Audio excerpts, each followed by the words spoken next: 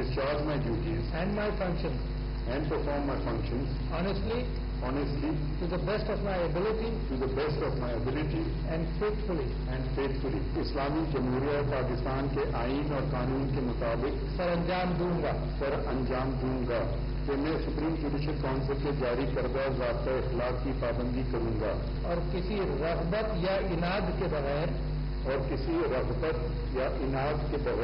इंसाफ करूंगा। जस्टिस काज़ी फ़ाइज़ी साहब supreme court जे 29 चीफ जस्टिस तौर हलफ खणी वरितो। ऐवान सदर में सदर आरिफ अलवी चीफ जस्टिस काज़ी फ़ाइज़ी साहब खे उहिदे जो हलफ खणायो। तकरीब में निगरान वज़ीर आज़म Anwarullah Kakar, army chief general Asim Munir, निगरान वफ़ाक़ी वज़ीरन, सुप्रीम कोर्ट जे हाज़िर सर्विसिस तोड़े रिटायर्ड जजिस ऐं वकीलन जी भी शिरकत। जस्टिस काज़ी फ़ाइज़ी साहब पंहिंजी घरवारी सरीना ईसा खे पासे में गॾु बीहारे चीफ जस्टिस जे उहिदे जो हलफ खयो।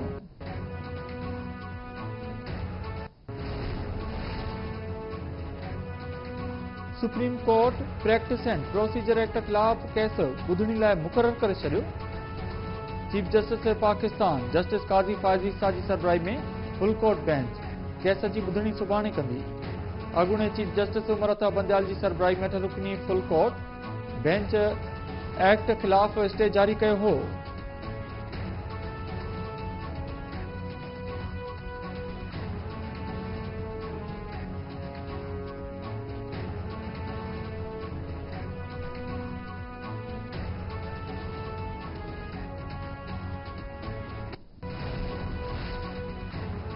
नवाज शरीफ के बार बार माइनस करने की कोशिश कई वही, पर अल्लाह ताला हर भेरे के सुरखरू कयो।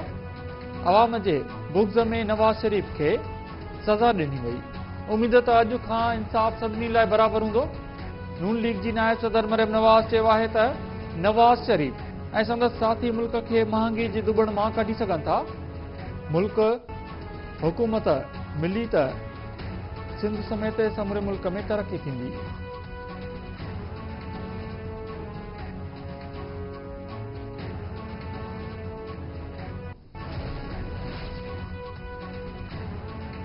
निगरान वज़ीर आज़म अनवरुल्लाह काकड़ गडियल क़ौमुनि जे जनरल असेंबली जे इजलास में शिरकत लाइ 5 ॾींहनि जे सरकारी दौरे ते अमरीका रवानो। अनवरुल्लाह काकड़ 22 सेप्टेम्बर ते गडियल क़ौमुनि जे जनरल असेंबली जे इजलास खे ख़िताब कंदो। इजलास जी साइड लाइन ते निगरान वज़ीर आज़म जूं अहम मुलाक़ातूं बि थियल। DIG सखर अब्दुल हमीद खोसो ऐं SSP खैरपुर समील आसुमरो जी नींगरी फातिमा फाड़ो जे वारसनि सां मुलाक़ात, केस बाबति तफ़सील मालूम कया। फातिमा फाड़ो जे वारसनि पारां केस जी नए जांच ऑफिसर सफ़ीउल्लाह सोलंकी ते बेतमादी ज़ाहिर। जांच DSP CTD अब्दुल कदूस तलवड़ हवाले करण जो मुतालबो कयो आहे।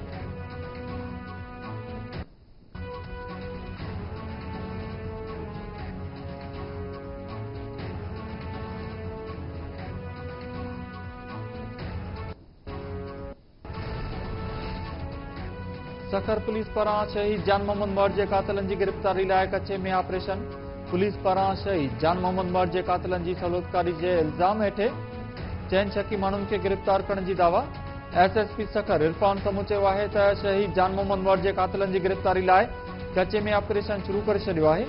ऑपरेशन दौरान कातिलनि जे सहूलियतकारी में मुलविस 4 शकी माण्हुनि खे गिरफ़्तार करे वरितो आहे। शहीद जान मोहम्मद मर जे कातिलनि जी गिरफ़्तारी लाइ सिक्योरिटी इदारनि खां बि मदद वरिती वेंदी। जल्द कातिलनि खे गिरफ़्तार करे कानून जे कटणे में आंदो वेंदो।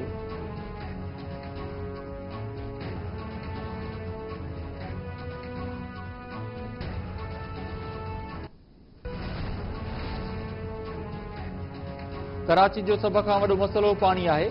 शहरी बिल ॾियण लाइ तयार आहिनि, पर वाटर माफ़िया जे करे परेशान आहिनि। माफ़िया ख़िलाफ़ कार्रवाई शुरू करे छॾी आहे।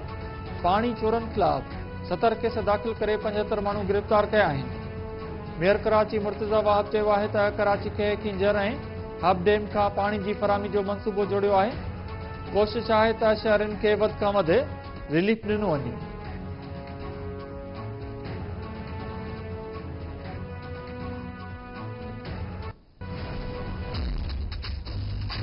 गरीब अवाम खे तव्हां एतिरो कयो जो असांखे ज़हर ॾियो, जे उहे पैसा न अथव त असांखे ॿुधाए छॾियो त असां पंहिंजा पैसा खणी पाण ज़हर खाईंदासीं। तमामु तकलीफ़ वधी वई आहे, महांगाई सफ़ा माण्हुनि ग़रीबनि जो ख़ासि करे तेल भञी छॾी आहे। हुकूमत असांखे चवे थी त तव्हां मोटरसाइकिलियूं पंहिंजूं सवारियूं बंदि कयो, उन्हनि ते चढ़ो ई न। पंहिंजे बचनि खे काॾे कयूं, हिकु वेलो मानी खारायूं था त ऐं हिकु वेलो बुख ते असां वेठा आहियूं। हिन ग़रीब माण्हू जे लाइ छा आहे, असां 1000 रुपया खणी डॉक्टर ते वियासीं त पेट्रोल जा पैसा ई न आहे, हिते ॿारनि समेत धक ते वेठा आहियूं, छा कयूं? असां त ग़रीब माण्हू, असां त पंहिंजे पेट में ई पूरा आहियूं। हालात अहिड़ा थी विया आहिनि जो ग़रीब ख़ुदकशियूं करण ते तयारु आहे। पेट्रोलियम शयुनि जे अघनि में वाध ऐं वधंदड़ महांगाई ते अवाम जो सबुर जवाब ॾेई वियो। मुख़्तलिफ़ शहरनि में एहतिजाजी मुज़ाहिरा ऐं धरना। कोटड़ी में शहरनि पारां पेट्रोलियम जे अघनि में वाध ख़िलाफ़ गांव खाई अनोखो एहतिजाज रिकॉर्ड करायो वियो। तलार में शहरी ऐं टैक्सी ड्राइवर रोडनि ते निकिरी आया। उॾेरोलाल में बि महांगाई ऐं पेट्रोल अघनि में वाध ख़िलाफ़ एहतिजाजी मुज़ाहिरो कयो वियो। मुज़ाहिरीन पारां पेट्रोलियम जे अघनि में घटिताई करे रिलीफ ॾियण जो मुतालबो।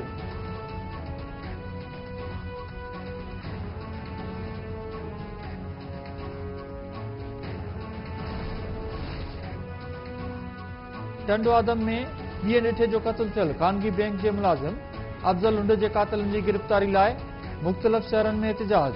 जानछोरो दादू नुसर फिरोज़ काज़ी अमन नसीराबाद कुंभ ऐं घोड़ाबारी में जस्कम ऐं सियासी समाजी तंज़ीमुनि पारां एहतिजाजी मुज़ाहिरा करे धरणाया। अफ़ज़ल उंड जे क़ातिलनि खे गिरफ़्तार करण जो मुतालबो।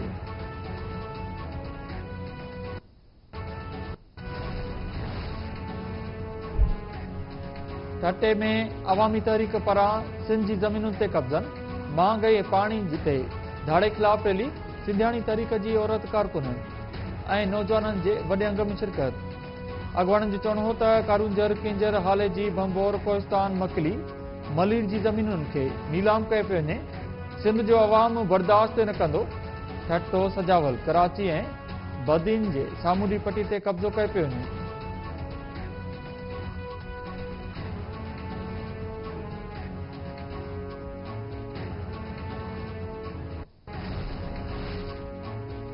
सिंध जे मुख़्तलिफ़ इलाइक़नि में वक़्फ़े वक़्फ़े सां किथे तेज़ त किथे हल्की बरसात। बिजली जो निज़ाम डामाडोल।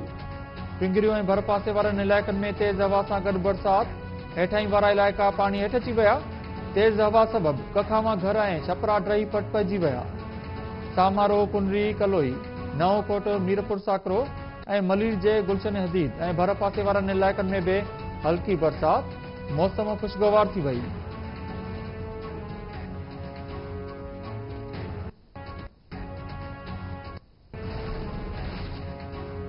रानीपुर वेझो शाहणी बिरादरी जी बिंदुरनि में खूनी तकरार जो जरगो। जरगे में अली बख्श वारी धुर मथां हिक औरत जो क़त्ल साबित थियण ते 91 लख रुपया ॾंड मुक़रर कयो वियो।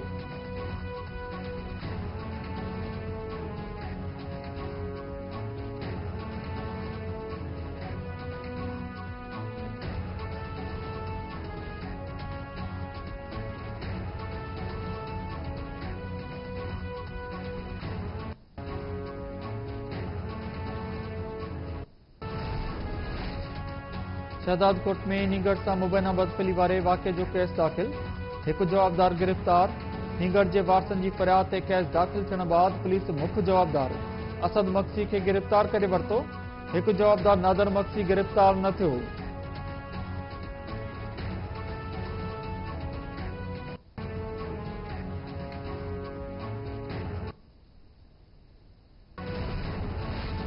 ऐं भारत श्रीलंका खे 10 विकेटुनि तां शिकस्त ॾेई 8हों भेरो एशिया कप जो चैंपियन बणिजी वियो।